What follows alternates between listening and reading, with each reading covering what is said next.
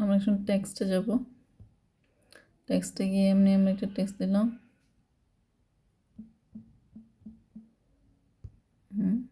তার টেক্সট দেওয়ার পর টেক্সটটা সিলেক্ট করে নাও।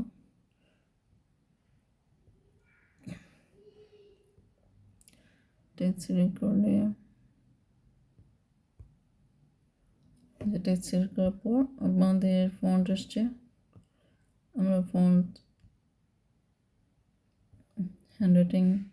হ্যান্ডরাইটিংয়ে গেলাম। হ্যান্ডরাইটিংয়ে যাওয়ার পর আমরা প্লেরাইট ইলাস্ট্রেটর দিলাম। ওকে, তারপর আমরা এখানে স্পেসিং আছে, এফেক্ট আছে, আমরা এফেক্টে যাই। এফেক্টে গিয়ে আমরা এটা দিতে পারি, এটা দিতে পারি, এটা যে কোনো একটা এফেক্ট আমরা দিলাম। তারপর আমরা শেপে যেতে পারি। শেপে গেলে লেখাটা আমরা কার্ভ করতে পারি।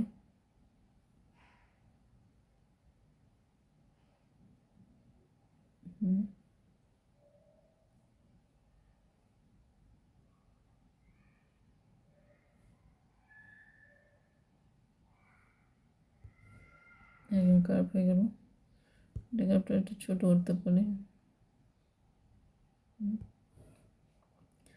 তারপর এটা তাহলে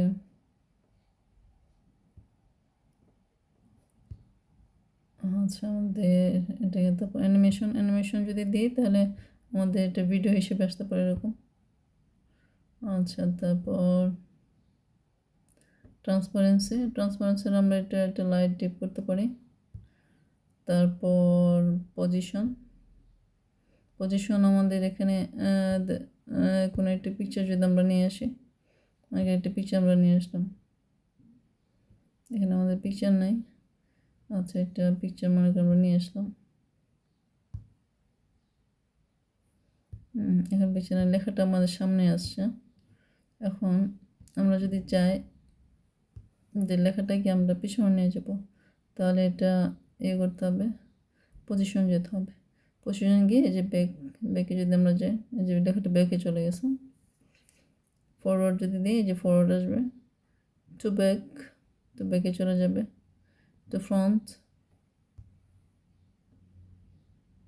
পজিশনে গিয়ে আবার টু ফ্রন্টে দিলে ফ্রন্টে আসবে। আর যদি ব্যাকে দিতে চাই, ব্যাকে চলে যাবে। টু ফরওয়ার্ডস, ব্যাক, ঠিক আছে। তো এটা হলো পজিশন।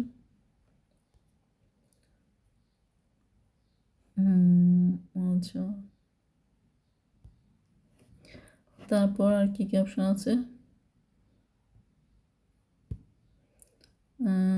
আমরা টেক্সটটা সিলেক্ট করার পর ট্রান্সপারেন্সি গেল, পজিশন গেল, নাজ অপশনটা, নাজ হচ্ছে যে আমরা যদি এটা একটু পিছনে উপরে নিতে চাই, আস্তে আস্তে যার একটু উপরে যাবে, বেশি উপরে না, একটু উপরে, মানে অল্প অল্প করে সেট আপ করা যায় এটা দিয়ে, নাচ দিয়ে। তো এটা হলো নাচের কাজ, মানে শর্টলি এটা মানে খুব সে ইয়েকে সূক্ষ্মভাবে এটা ডানে বায়ে নিয়ে যাবে।